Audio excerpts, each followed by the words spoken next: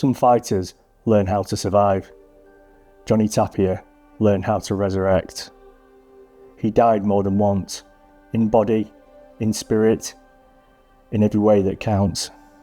And every time, he found a reason to rise. This isn't just a boxing story. This is the story of a man the world couldn't kill and a storm that never stopped fighting back. He came into this world already fighting. February the 13th, 1967, Albuquerque, New Mexico. Hot wind, dust, old hurt, chain link fences, saints and sinners on the same block. Music leaking from cracked speakers, sirens that sounded like somebody else's prayer. That's where my Vida Loca began, the crazy life that would make and unmake a man named Johnny. He was a child of the barrio. His mother Virginia was his world, young, radiant, fiercely protective. She was everything the streets couldn't take. Until they did. When Johnny was 8, Virginia was kidnapped, raped and brutally stabbed 20 times with an ice pick. The crime shattered more than a family. It split a soul in half. After the funeral, the house felt wrong. Too quiet for a boy who needed songs and footsteps and the clatter of pans. His grandparents took him in. His grandmother prayed over him nightly, but nothing reached a boy who'd watch his mother's ghost walk out the door and never return. I died when my mum died, he said years later. I just never got buried. He fought at school, in alleys, at bus stops, anywhere someone looked too long or said the wrong thing. Always angry, always ready to pounce. Then came a small mercy, a reason to breathe again. The bag swung. Johnny swung back. Pap, pap, pap. In that rhythm, he found a heartbeat he could count on. For 3 minutes at a time, he wasn't broken. He trained in gyms that smelled of sweat and old hopes, concrete floors. Sunlight shone through the high windows. Men with scarred knuckles and soft eyes watched and whispered, "The kid's got something." By 12, he was a local legend. Fast, unpredictable, impossible to intimidate. He'd make you miss, smile, then let go in combinations that froze the room. He fights like the devil, one old trainer said, but smiles like an angel. When I'm in the ring, he said, my mum's watching. When I win, she smiles. The South Valley wasn't built for dreamers, and kids like Johnny learned early that nobody was coming to save them. You either chase trouble or outran it, sometimes both on the same day. Outside a corner store, 2 older boys bumped him. A bottle rolled and pinged against the curb. "Watch it, little man," the big one said. A small circle formed. Dust, scuffed shoes, the shove came. Johnny's hands came out. Slipped to the outside, short hook, and the bigger boy stumbled, surprise arriving before pain. Silence. Then a low chant. "Johnny, Johnny." Locals said the boy fights like he's looking for somebody. He was, he just didn't know who.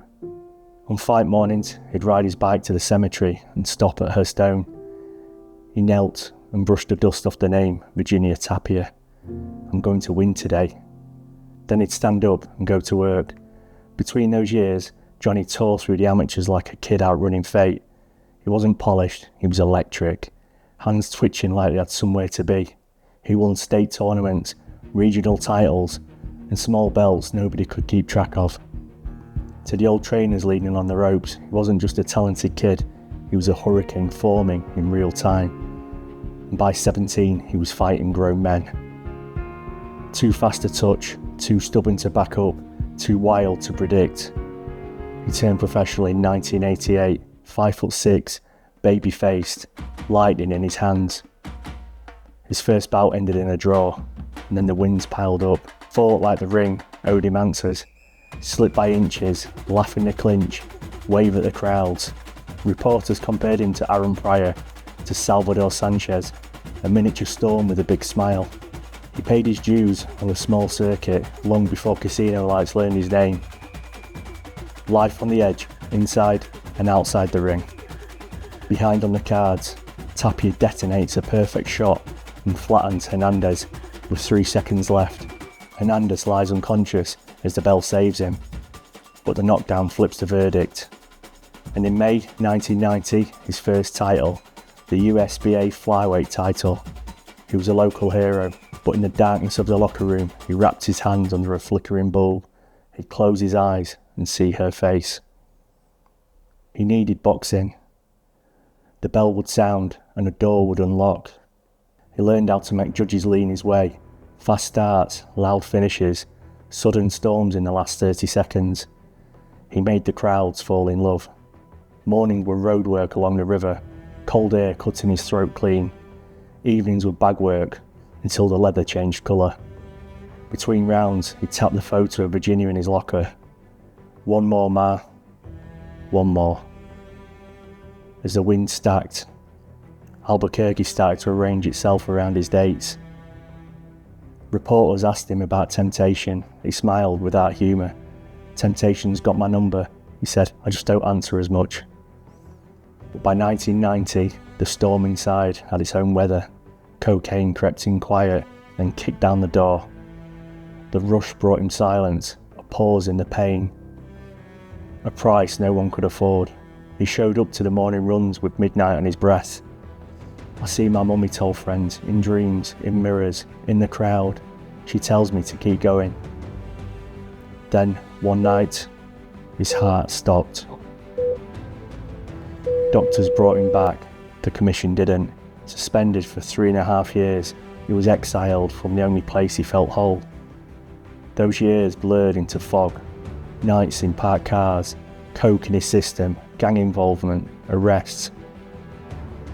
Some nights he scraped together cash fighting in a courtyard behind a local bar. He overdosed more than once. Each time someone found him, a friend, a paramedic, a miracle, he'd wake and joke, guess I got one more fight left. And in 1994, against the odds, his licence came back. He walked in, leaner, older, mapped in scars and ink. The press called it a comeback. Johnny called it a resurrection. In that same year, he met Teresa Chavez, calm, grounded, the quiet to his hurricane. She saw the boy inside, the bravado, and learned the names of his ghosts. They married. Stability. But storms aren't tamed, they're weathered.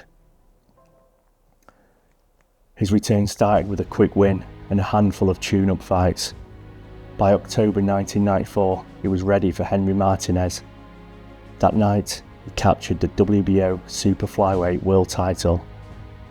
His head was never there to be hit, always slipping and rolling. 6-punch bursts from odd angles. He found the back door in thin air.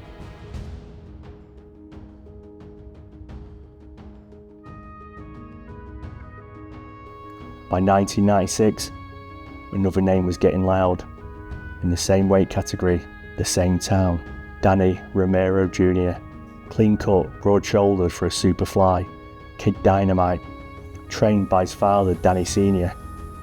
Tapia had his own team and his own weather, different gym, different voices, same city. Promoters didn't have to invent the rivalry, Albuquerque did. Saint versus sinner.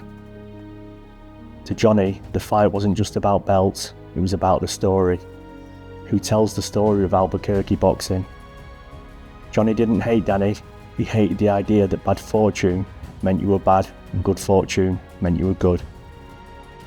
Fight week in Las Vegas brought the old neighbourhood to a new desert. Aunts and uncles in pressed shirts walked casino carpets like parade routes. July the 18th, 1997, Thomas and Mack Centre. The bell rang. Johnny gave Danny the lead and stole it back a beat later.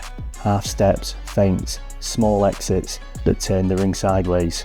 Touch to the body, quick hook when feet set wrong, then gone. Early rounds were close, then the middle rounds tilted. Tapia started turning him. He mixed speed, soft and sharp, so Danny never knew which one to respect.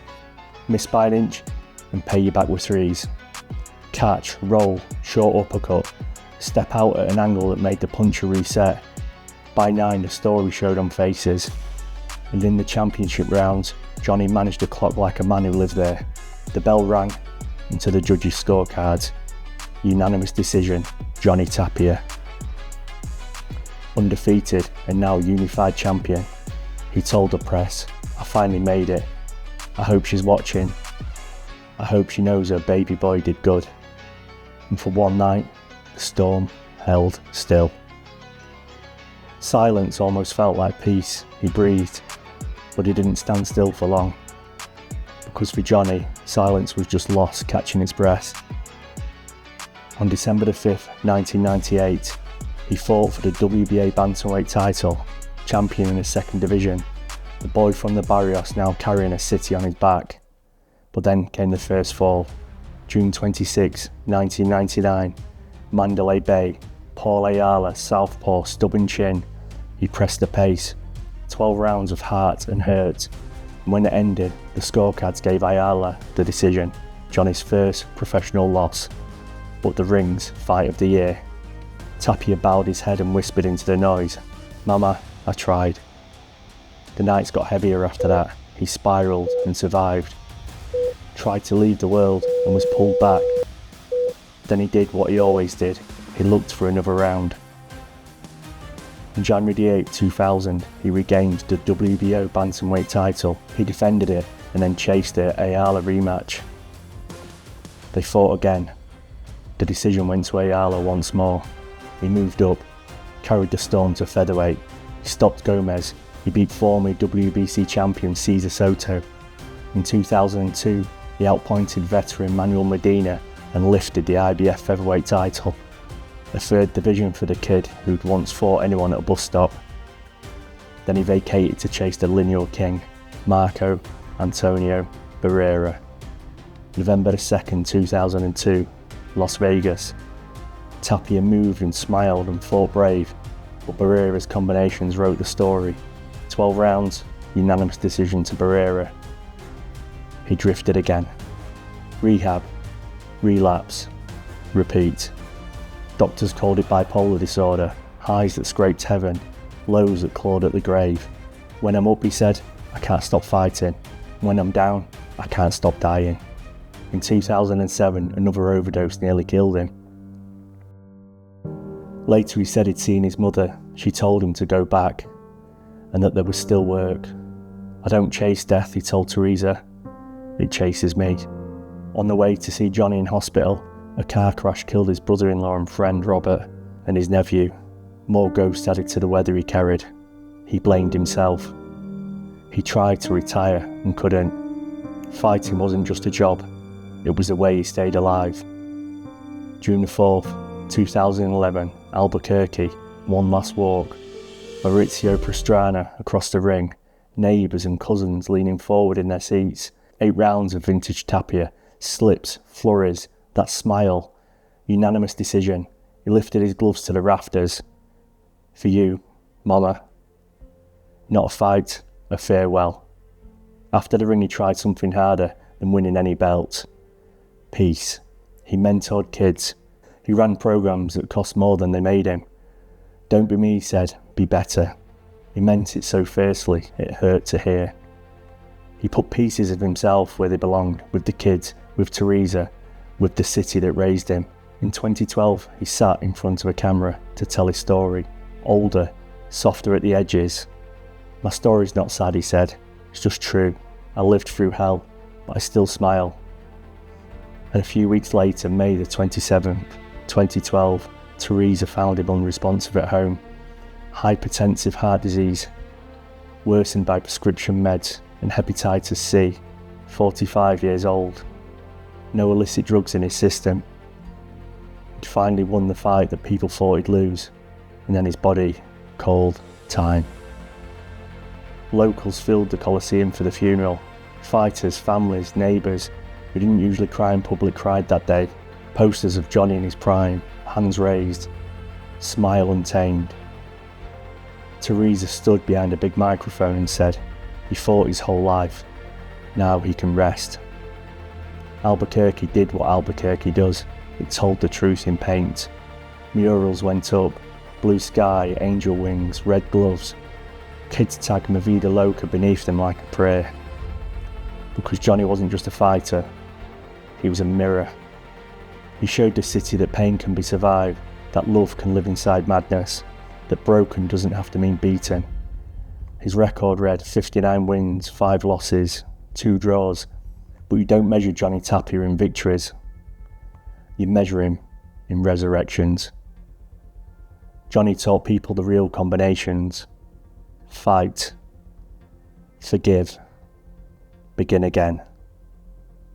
He taught them that love can be a cornerman, faith can be a cutman, and time can be a judge that sometimes gets it wrong and then gets it right. Johnny Tapia's story isn't tragedy, it's testimony. He wasn't the richest champion, he wasn't the cleanest soul, but no one ever fought harder. He lived the way he fought, fast, fearless, unforgettable. He lost everything a man can lose and still found enough left to forgive the world that broke him. He once said, "They call me crazy, but crazy is what kept me alive. I fight my demons every day, and sometimes I win." Maybe that's all that any of us can hope for, to fight, to love, to fall, to rise. Because for Johnny Tapia, the weather never really cleared. It just learned to rest.